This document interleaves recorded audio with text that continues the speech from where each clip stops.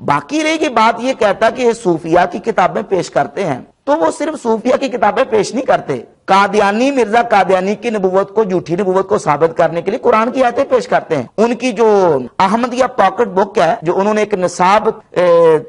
تیار کیا ہے قادیانیوں نے، اس میں اجراء نبوت کے حوالے سے اس نے قرآن کی 13 آیتیں 8 احادیث پیش کی ہیں نبوت کا، نعوذ باللہ جھوٹا جو دعویٰ مرزا نے کیا اس کو ثابت کرنے کے لیے۔ وہ صرف صوفیہ کی کتابیں پیش نہیں کرتے بلکہ قرآن اور حدیث بھی پیش کرتے ہیں۔ تو جس طرح قرآن حدیث پیش کر کے وہ مطلب اور مفہوم اس کا غلط پیش کرتے ہیں، اس طرح صوفیہ کی کتابوں سے بھی غلط مطلب پیش کرتے ہیں۔ باقی رہ گئی بات کشف اور الہام کی، تو یہ یاد رکھیں کہ سچے خواہ کشف اور الہام اس کا ثبوت احادیث سے موجود ہے۔ نبی پاک صلی اللہ تعالی علیہ وآلہ وسلم کی صحیح حدیث بخاری مسلم میں موجود ہے، جس سے کشف اور الہام جو ہے اس کا پتہ چلتا ہے۔ اور یہ وہ بات ہے جس کو صوفیہ بھی مانتے ہیں، کشف الہام کو اہل سنت مانتے ہیں، دیوبندی مانتے ہیں، وہابی مانتے ہیں، شیعہ مانتے ہیں، امام بخاری مانتے ہیں، امام مسلم مانتے ہیں، ابن حجر اسقلانی مانتے ہیں، امام بدر الدین عینی رحمۃ اللہ مانتے ہیں۔ صحیح بخاری سے میں 4 احادیث بخاری اور مسلم سے پیش کرتا ہوں۔ صحیح بخاری میں ایک حدیث موجود ہے، نبی پاک صلی اللہ علیہ وآلہ وسلم نے ارشاد فرمایا 3469 اور 3699، یہ 2 حدیثیں تقریباً مضمون ملتا ہے لیکن الفاظ اس میں مختلف ہیں۔ حضور علیہ الصلوۃ والسلام نے فرمایا تم سے پہلے جو قومیں تھیں، امتیں تھیں، ان میں محدثون تھے، قد کان فیما مدا قبلکم من الامم محدثون، تم سے پہلی قوموں میں محدثون موجود تھے۔ اب محدثون کا معنی میں بعد میں پیش کرتا ہوں کہ اس کا معنی کیا ہے، صاحب الہام، جن لوگوں پر الہام کیا جاتا تھا۔ وَإِنَّهُ إِن كَانَ فِي أُمَّتِي هَٰذِهِ مِنْهُمْ فَإِنَّهُ عُمَرُ بْنُ الخطاب، اگر ان محدثون میں سے میری امت میں کوئی ہے تو وہ عمر بن خطاب رضی اللہ تعالیٰ عنہ۔ اب اس محدثون کا معنی کیا ہے؟ صحیح مسلم کی 6204 نمبر حدیث ہے، تفسیر و محدثون ملہمون، محدثون کی تفسیر یہ ہے کہ وہ لوگ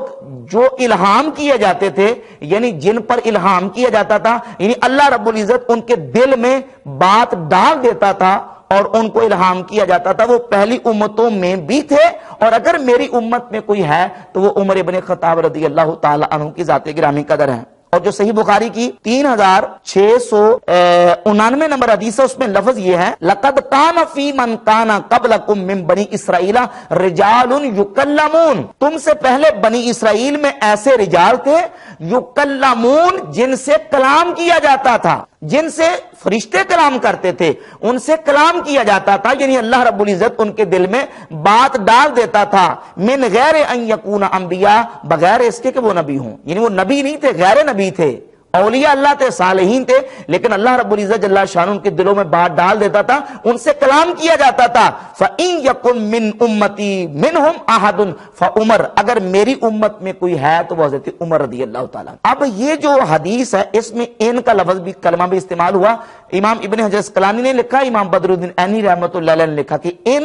لیست للشک بل للتاکید، یہ جو حرف ان ہے یہ شک کے لیے نہیں ہے بلکہ تاکید کے لیے ہے، اور یہ علی سبیل توقع واقع ہوا ہے، یعنی میری امت میں یقیناً ایسے لوگ ہوں گے، اور ان میں سے حضرت عمر رضی اللہ تعالی عنہ ہیں جو صاحب الہام ہیں، جن پر اللہ رب العزت الہام کرتا ہے، جن کے دل میں اللہ رب العزت بات ڈال دیتا ہے۔ اسی وجہ سے حضرت عمر رضی اللہ تعالیٰ کا جو لقب ہے وہ لقب ہے کہ رأیہ للوحی والکتاب، جن کی رائے قرآن کے مطابق ہوتی تھی اور صاحب الہام تھے، اور اللہ رب العزت جل شانہ کی طرف سے ان پر الہام ہوتا تھا حضرت عمر رضی اللہ تعالیٰ کی ذات گرامی قدر پر۔ یہ 2 حدیثیں بخاری اور مسلم سے میں نے پیش کی ہیں، اور اس کے علاوہ ایک حدیث 6993 صحیح بخاری میں موجود ہے۔ نبی پاک صلی اللہ علیہ وسلم نے فرمایا من رآنی فی المنام فسیرانی فی الیقظہ، جس نے مجھے خواب میں دیکھا فسیرانی فی الیقظہ، وہ مجھے جاگتے ہوئے بھی دیکھے گا۔ اس حدیث کی شرح کرتے ہوئے امام ابن حجر اسقلانی رحمۃ اللہ علیہ فتح الباری شرح صحیح بخاری کی جلد نمبر 12 صفحہ نمبر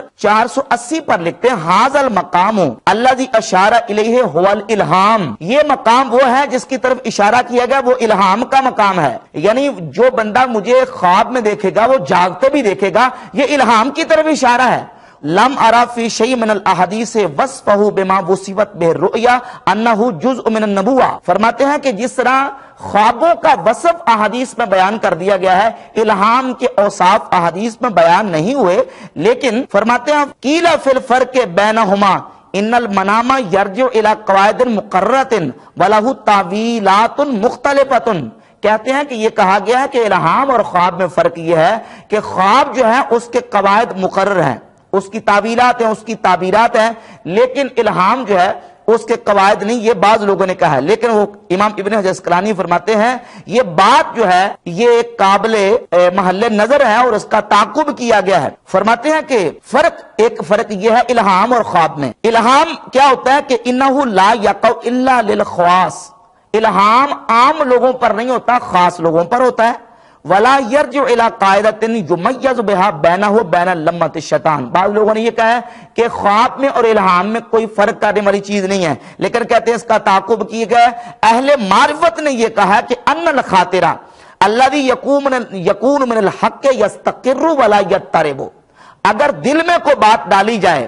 اور دل کو قرار ہو جائے اور اضطراب نہ ہو، دل بے قرار نہ ہو، تو سمجھ لو کہ وہ جو دل میں ڈالی گئی ہے وہ الہام ہے، اور اگر دل بے قرار ہو جائے تو پھر وہ شیطان کی طرف سے ہے۔ یہ فرق بیان کرتے ہوئے امام ابن حجر اسقلانی رحمۃ اللہ صفحہ 480 پر لکھتے ہیں کہ انکار الالہام مردود، الہام کا سرے سے انکار کر دینا یہ مردود ہے، یہ باطل ہے۔ اور فرماتے ہیں نحن لا ننکر ان اللہ یکرم عبدہ بزیادت نور منہ یزداد بہ نظرہ یقوی بہ رأیہ، فرماتے ہیں ہم اس بات کا انکار نہیں کرتے کہ اللہ رب العزت جل شانہ اپنے بندوں میں سے کسی بندے کو نور ایمان اور زیادہ عطا فرما دے، اور پھر اللہ رب العزت جل شانہ اس کے دل کو قرار عطا فرما دے، اس کی رائے کو اللہ رب العزت جل شانہ قوی فرما دے، اس کا ایمان جو ہے وہ مضبوط فرما دے۔ اور ساری بات کرتے ہوئے امام ابن حجر اسقلانی رحمۃ اللہ علیہ نے فرق کیا الہام کا اور خواب کا، کہ الہام میں پوشیدگی کم ہوتی ہے، خواب میں پوشیدگی اور اخفاء زیادہ ہوتا ہے، اور یہ الہام اور کشف وہ چیز ہے کہ یہ بہت سارے اولیاء اللہ جو ہے ان کو حاصل ہوا ہے۔ ایک اور عبارت صفحہ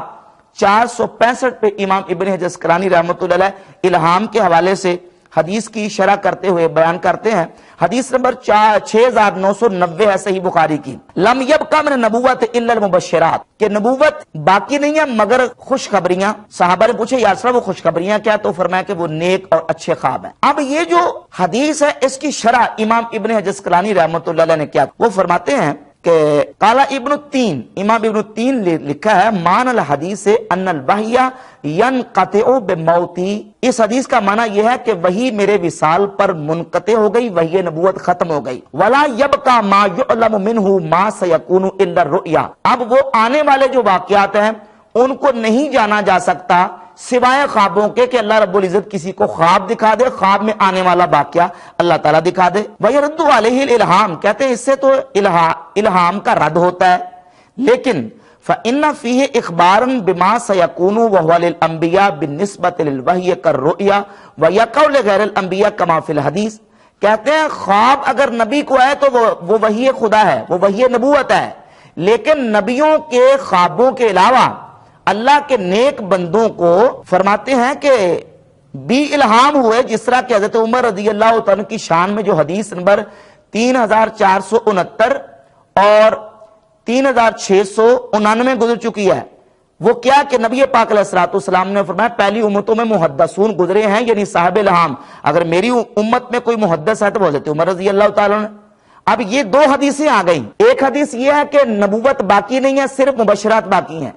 دوسری حدیث یہ ہے کہ اگر میری امت میں کوئی صاحب الہام ہے تو وہ حضرت عمر ہے۔ اب ان دونوں حدیثوں سے کیا پتہ چلا؟ امام ابن حجر اسقلانی فرماتے ہیں یہ جو حدیث ہے کہ مبشرات باقی ہیں اور وہ رؤیا صالح ہے، یہ شامل ہے عام مومنوں کو، یہ حدیث کا تعلق عام مومنین کے ساتھ ہے کہ عام مومنین جو ہے ان کو اللہ رب العزت کو بشارت خواب کے ذریعے دکھا دیتا ہے، اور جو خاص مومنین ہیں ان کو اللہ رب العزت جل شانہ الہام عطا فرماتا ہے۔ فرماتے قد اخبر کثیر من الاولیاء عن امور مغیبۃ فکانت کما اخبروا، کہتے ہیں کثیر اولیاء اللہ ایسے گزرے ہیں جنہوں نے الہام کے ذریعے آنے والی جو اخبار ہیں، مبشرات اور خوشخبریاں ہیں، ان کی خبریں دی ہیں۔ تو کہتے ہیں اب سوال یہ پیدا ہوتا ہے کہ پھر وہ جو حدیث پیچھے گزر چکی ہے 6990 جس میں یہ کہا گیا کہ جو مبشرات باقی ہیں وہ رؤیا صالح ہیں، تو یہ جو حصر کیا گیا ہے مبشرات کو رؤیا صالحہ نیک خوابوں میں، اس کا کیا مطلب ہے؟ کہتے ان الحسرہ فی المنام لِقَوْنِهِ يَشْمُلُ أَحَدَ الْمُؤْمِنِينَ، مبشرات کو خوابوں نیک خوابوں میں جو حصر کیا گیا ہے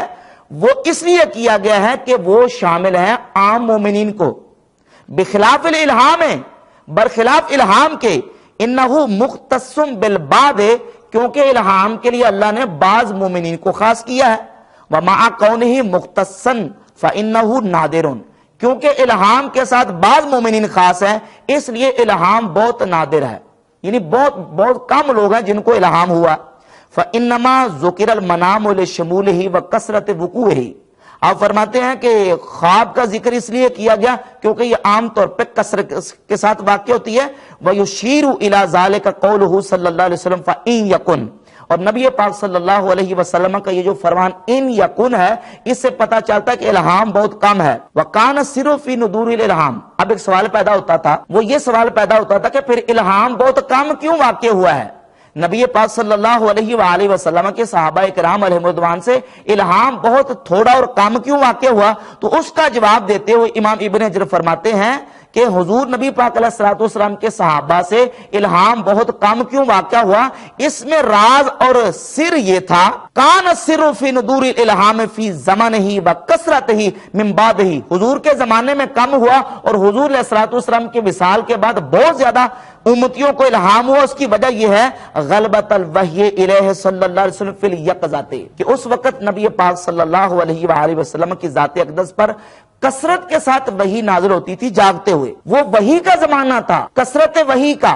اب اللہ رب العزت کا ارادہ تھا کہ اس کثرت کے ساتھ ہونے والی وحی کو محفوظ کیا جا سکے۔ نبی پاک صلی اللہ علیہ وسلم سے کثرت سے معجزات صادر ہوتے تھے۔ اب اللہ رب العزت کی چاہت اور ارادہ تھا کہ جو اللہ کے رسول صلی اللہ علیہ وسلم سے کثرت سے معجزات صادر ہو رہے ہیں ان معجزات کو نبی علیہ السلام کی امتی محفوظ کریں۔ اس کی میں مثال پیش کرتا ہوں، جس وقت نبی کریم علیہ الصلوۃ والسلام پہ وحی نازل ہو رہی تھی تو حضور نے حدیثیں لکھنی منع کر دی کہ احادیث کو نہ لکھا جائے۔ اب احادیث کو لکھنے سے منع کیوں کیا گیا؟ اس کی وجہ یہ ہے کہ تاکہ حدیث اور وحی الہی میں التباس نہ ہو جائے، آپس میں خلط ملط نہ ہو جائے، تو کہا کہ حدیث نے لکھنی، توجہ کس طرف تھی؟ وحی کی طرف، کہ وحی محفوظ ہو جائے۔ نبی پاک صلی اللہ علیہ وآلہ وسلم کے ظاہری زمانہ طیبہ میں حضور کے معجزات صادر ہو رہے تھے تو نبی پاک صلی اللہ علیہ وسلم کے صحابہ سے کرامتیں بہت کم صادر ہوئیں۔ اب یہ جو عام طور پہ سوال کیا جاتا ہے یہ جو غیر مقلدین کی طرف سے اور منکرین جو کرامات ہیں اور دیگر جو لوگ کہتے ہیں دیکھیں جی یہ کرامتیں غوث پاک کی فلاں ولیوں کی صحابہ سے کیوں نہیں ہوئیں، تو اس کا جواب دیتے ہوئے امام ابن جزکرانی رحمۃ اللہ فرماتے ہیں یہ جو کہتے ہیں کہ جناب صدیق اکبر سے یہ کرامت کیوں نہیں، حضرت عمر سے یہ کرامت کیوں نہیں، امام ابن جزکرانی فرماتے ہیں اس واسطے ان سے زیادہ کرامتوں کا صدور نہ ہوا کہ وہ جس زمانے میں موجود تھے وہ نبی کریم علیہ السلام کے معجزات کا زمانہ تھا، ان سے الہام کثرت کے ساتھ کیوں واقع نہیں ہوا؟ اس لیے کہ وہ نبی کریم علیہ السلام پر وحی کا زمانہ تھا۔ اور امام ابن حجر فرماتے ہیں فَقَانَ الْمُنَاسِبُ أَلَّا يَقَعَ لِغَيْرِهِ مِنْهُ فِي زَمَانِهِ شَيْءٌ، مناسب یہی تھا کہ نبی کریم علیہ السلام کے معجزات کے زمانے میں حضور پر وحی کے زمانے میں الہام کم ہو اور ولیوں کی کرامتیں کم ہوں۔ فَلَمَّا انْقَطَعَ الْوَحْيُ بِمَوْتِهِ، جب حضور علیہ السلام کے وصال سے وحی نبوت منقطع ہو گئی، وقع الالہام لمن اختصہ اللہ بہ، تو نبی پاک علیہ السلام کے وصال اقدس کے بعد اللہ رب العزت نے جن لوگوں کو الہام کے ساتھ خاص کیا تھا پھر اللہ نے الہام کے دروازے ان پر کھول دیے اور ان کو کثرت سے الہام ہوئے۔ للامن من اللبس فی ذالک، اب الہام اور وحی نبوت میں التباس کی کوئی خطرہ موجود ہی نہیں تھا، خطرہ ختم ہو گیا تھا۔ جس طرح حدیث اور وحی میں التباس کا خطرہ تھا، نبی کریم علیہ السلام کی ذات اقدس نے منع کر دیا کہ حدیث نہیں لکھنی، کیونکہ اس وقت وحی کا دور تھا۔ حضور علیہ السلام کے زمانے میں حضور کے معجزات کا دور تھا، کرامتیں بہت کم صادر ہوئی، اور جب نبی پاک علیہ السلام کے معجزات ضبط میں آ گئے، جمع کر لیے گئے، وحی الہی کو جمع کیا گیا، پھر حدیث بھی لکھی گئی، پھر امتیوں پر الہام بھی ہوئے، اور پھر اللہ رب العزت نے امتیوں پر کرامتوں کہ جو ہے نا وہ جو کرامتیں کھول دیں اور امت سے کتنی ساری کرامات صادر ہوئیں۔ اور امام ابن عسقلانی رحمۃ اللہ آخر میں جملہ لکھتے ہیں، فرماتے ہیں فی انکار وقوع ذالک ما کثرتہ واشتہارہ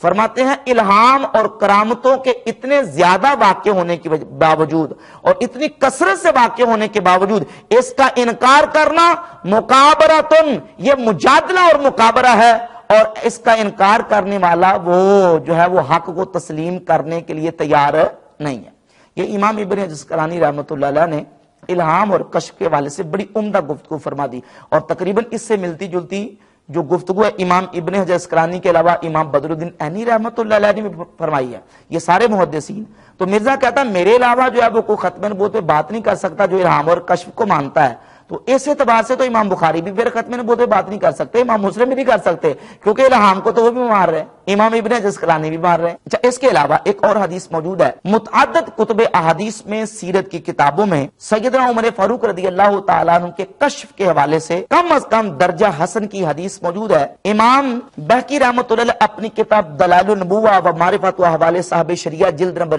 6 صفحہ نمبر 322 پر 2685 نمبر حدیث لے کے آئے۔ امام احمد ابن حنبل اپنی کتاب فضائل الصحابہ کی حدیث نمبر 355 لے کے آئے۔ امام بہقی کی ایک اور کتاب ہے کتاب الاعتقاد، اس میں صفحہ نمبر 381 پر لے کے آئے۔ امام ابن حجر عسقلانی رحمۃ اللہ کی یہ کتاب ہے الاصابہ فی تمییز صحابہ، اس کی پہلی جلد کے صفحہ نمبر 675 پہ امام ابن حجر لے کے آئے۔ اور امام لالکائی اپنی کتاب شرح اصول اعتقاد اہل سنہ حدیث نمبر 2537 اور 2538 لے کے آئے۔ اس حدیث کو دلائل النبوہ کے محقق نے بھی حسن لکھا، امام ابن حجر عسقلانی نے بھی حسن لکھا۔ یہ کتاب ہے البدایہ والنہایہ امام ابن کثیر کی، جلد نمبر اس کی 7 ہے، صفحہ نمبر 147 پر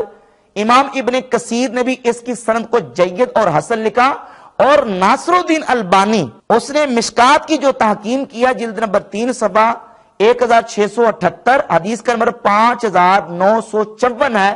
اس میں بھی البانی نے اس حدیث کو حسن لکھا۔ حضرت عمر فاروق رضی اللہ تعالیٰ عنہ مسجد نبی میں ممبر پہ جلوہ فروز ہیں، تو آپ نے ممبر پہ بیٹھ کے مقام نہامت جو کہ عراق کے علاقے میں موجود تھا، وہاں آپ کا لشکر گیا ہوا تھا، لشکر پر جب کفار نے مقابلہ کیا اور لشکر کو شکست ہونے لگی تو حضرت عمر رضی اللہ تعالیٰ عنہ کو اللہ رب العزت نے پردے ہٹا کے کشف عطا کیا۔ وہاں ممبر پر بیٹھے بیٹھے حضرت عمر نے پکار کے لشکر کو کہا یا ساریت الجبل، یا ساریت الجبل، اے ساریہ پہاڑ کی طرف ہو جاؤ۔ فوراً اللہ رب العزت نے وہ بات ان کو پہنچائی اور اللہ رب العزت جل شانہ نے اس لشکر کو کفار پر غلبہ اور فتح عطا فرما دی۔ یہ حضرت عمر رضی اللہ تعالیٰ عنہ کا کشف تھا، جس کشف کو بیان کرتے ہوئے امام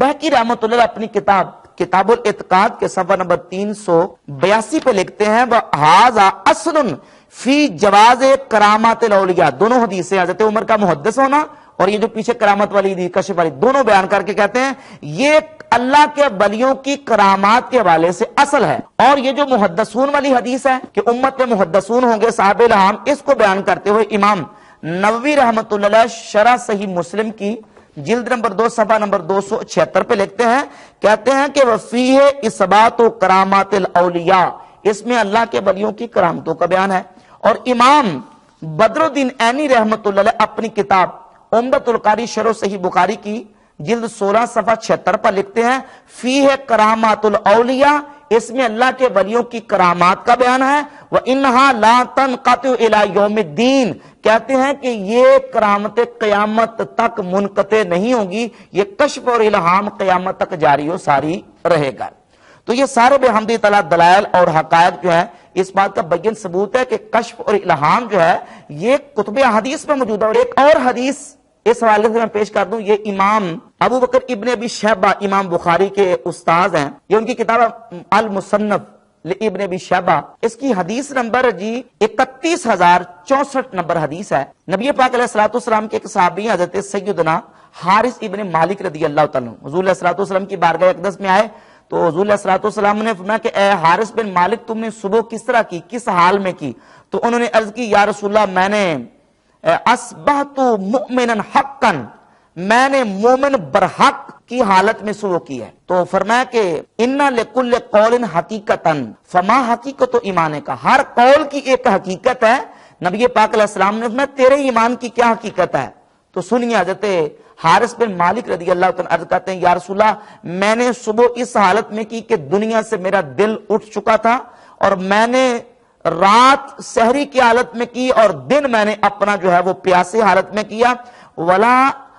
وَلَكَأَنِّي أَنظُرُ إِلَىٰ عَرْشِ رَبِّي، اور گویا کہ میں اپنے رب کے عرش کو دیکھ رہا ہوں اور حساب میرے سامنے ظاہر کر دیا گیا. وَكَأَنِّي أَنظُرُ إِلَىٰ أَهْلِ الْجَنَّةِ، اور گویا کہ میں اہل جنت کو دیکھ رہا ہوں، اللہ کے عرش کو دیکھ رہا ہوں، اہل جنت کو دیکھ رہا ہوں. یتزاورون فی الجنہ، کہ وہ جنت میں ایک دوسرے کے ساتھ ملاقات کر رہے ہیں، ایک دوسرے کی زیارت کر رہے ہیں. وَكَأَنِّي أَسْمَعُ أَوَاءَ أَهْلِ النَّارِ، اور گویا کہ میں اہل جہنم کی آوازیں سن رہا ہوں. تو نبی پاک صلی اللہ علیہ وسلم نے فرمایا عبد نُوِّرَ الْإِيمَانُ فِي قَلْبِهِ، یہ وہ بندہ ہے جس کے دل میں ایمان کا نور بھر دیا گیا ہے. اذ عرفت فلزم، اے حارث بن مالک جب تو نے پہچان لیا ہے تو پھر اب اس کو لازم پکڑ لے. یہ کیا؟ یہ حضرت حارث بن مالک رضی اللہ تعالیٰ عنہ کی ذات گرامی قدر کا کشف تھا کہ اللہ رب العزت نے ان کو یہ ساری چیزیں دکھا دی. تو کشف اور الہام جو ہے اس کا وحی نبوت کے ساتھ کوئی مقابلہ نہیں ہے. اب اس نے یہ ساری باتیں جوڑ کے مرزائیوں کے خلاف جو مسلمانوں کا مقدمہ ہے اس کو کمزور کرنے کی کوشش کی ہے اور عوام مسلمین کو تشویش میں ڈالنے کی کوشش کی ہے. یہ بات یاد رکھیں کہ وحی نبوت وہ قطعی اور یقینی ہے، اور نبی کریم علیہ الصلوۃ والسلام کی ذات اقدس پر وحی نبوت کا سلسلہ منقطع ہو گیا. اب کسی پر بھی وحی نبوت نازل نہیں ہوگی. نبوت کا سلسلہ اور وحی نبوت کا سلسلہ مکمل ہو چکا ہے. یہ جو حدیث میں نے پڑھی ہے مصنف ابن ابی شیبہ کی، یہ متعدد کتب احادیث میں موجود ہے. مصنف عبدالرزاق میں 20,114 نمبر حدیث ہے. امام ابن مبارک کی کتاب الزہد 314 نمبر حدیث ہے. اور اس کے علاوہ معجم الکبیر طبرانی میں، شعب الایمان میں، مستب بزار میں بہت ساری کتب احادیث پہ متعدد طرق کے ساتھ یہ حدیث موجود ہے. اور اس حدیث کی اصل جو ہے وہ تعدد طرق سے ثابت ہے، جو کہ کشف پر بالکل واضح دلیل ہے.